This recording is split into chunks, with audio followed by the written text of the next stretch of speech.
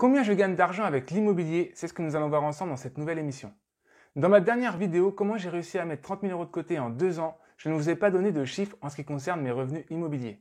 Et je me suis dit que cela pouvait être intéressant pour vous de voir combien d'argent je gagne avec l'immobilier. Salut, c'est Jonathan, j'espère que vous allez bien. Je suis ravi de vous retrouver pour cette nouvelle émission où je vais vous donner tous les chiffres, donc les loyers, les charges, les impôts et le cash flow que mon immeuble de rapport de 4 appartements a généré en 2020. Mais avant de commencer, je vais vous inviter à vous abonner à la chaîne si ce n'est pas encore fait et à télécharger mon guide PDF, les 5 clés de la liberté financière, pour apprendre à gérer et investir votre argent sereinement. Tous les liens sont sous cette vidéo. Investir dans l'immobilier est l'un des meilleurs moyens de gagner en liberté financière et pourquoi pas devenir rentier immobilier.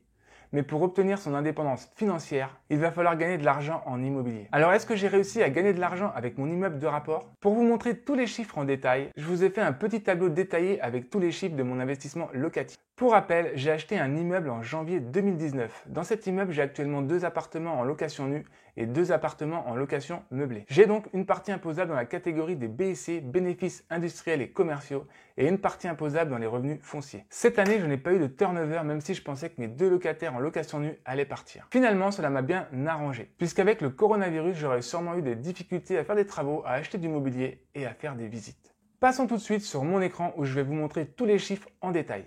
On se retrouve sur mon écran et on va commencer par les charges. Premièrement, les charges de mon immeuble. Donc mon tableau fait un récap annuel des charges. Donc ce sera la même chose pour les loyers.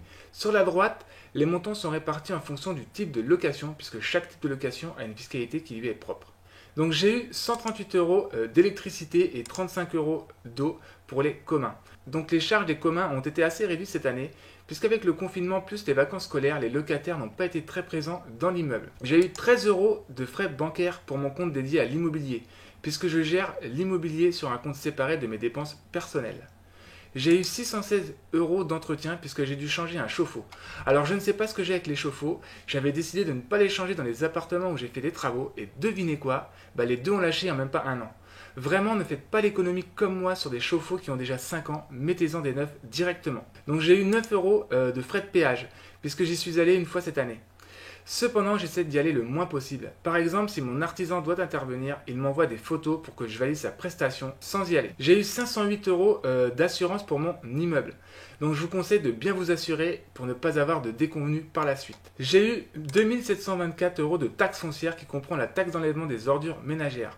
J'ai investi dans une ville où la taxe foncière est l'une des plus chères de France. C'est pour cela qu'il faut en tenir compte dans ses calculs de rentabilité, puisque la taxe foncière absorbe une bonne partie du cash flow. J'ai eu 310 € de CFE, donc la cotisation foncière des entreprises, soit 155 € par appartement loué en meublé. Donc pour rappel, on est exonéré de CFE la première année, et aussi si on fait moins de 5 000 € de loyer par an en location meublée. J'ai eu 649 € de frais de comptabilité et 120 € de CGA pour mes 2 appartements en location meublée. Personnellement, j'ai souscrit à l'offre intégrale chez Je déclare mon meublé depuis 2 ans. J'ai payé 2453 € d'intérêt et 354 € d'assurance emprunt pour mon emprunt immobilier. Donc j'ai emprunté 179 921 € sur 20 ans avec une mensualité d'environ 895 € par mois. J'ai donc un total de charges en 2020 de 7 928 €. Deuxièmement, les loyers de mon immeuble. Donc voici les loyers de mon immeuble. Donc j'ai 4 appartements. Donc mon premier appartement a un loyer de 420 € pour 22 mètres carrés. Donc charges comprises. Le deuxième appartement a un loyer charges comprises de 415 € pour 25 mètres carrés.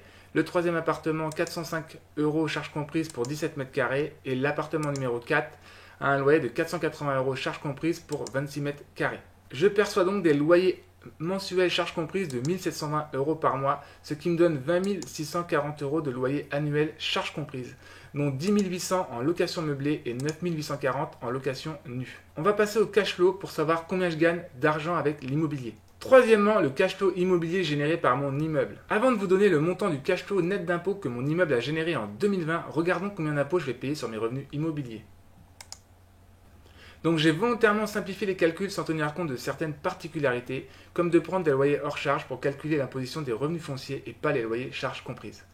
Donc je vais donc avoir 1 950 € d'impôts à payer sur mes revenus locatifs en 2020. On peut voir que c'est dû principalement à mes revenus fonciers. Donc en location meublée, même si j'ai un résultat positif, je ne vais pas payer d'impôts les premières années. puisque j'ai un déficit 2019 reportable de 14 959 €, donc dû aux frais d'acquisition, sans compter les amortissements du bien immobilier et des travaux. Mais alors, combien je gagne d'argent avec l'immobilier ?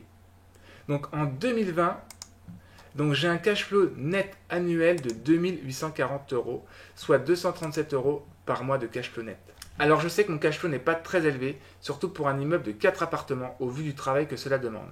Sachant que cette année je n'ai pas eu de turnover ni de gros travaux qui auraient encore diminué mon cash flow et donc mes revenus immobiliers. Donc je pense que pour un premier investissement locatif dans un immeuble de rapport et dans une ville de 150 000 habitants, je m'en sors pas trop mal par rapport à la plupart des investisseurs immobiliers. Donc dites-moi ce que vous en pensez dans les commentaires. Donc j'ai pas mal d'idées pour améliorer mes revenus avec cet immeuble, comme de passer tous les appartements en location meublée, donc ce qui me permettrait d'augmenter les loyers et de gommer la fiscalité des revenus locatifs pendant plusieurs années.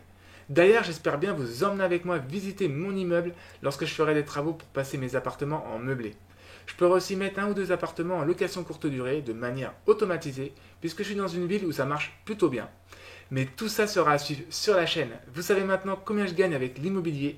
J'espère que cette émission vous donnera envie d'investir dans l'immobilier et qu'elle vous a plu. Si c'est le cas, n'oubliez pas de vous abonner à la chaîne, à mettre un like et à partager cette vidéo. En attendant, moi je vous dis à bientôt sur Placement Liberté.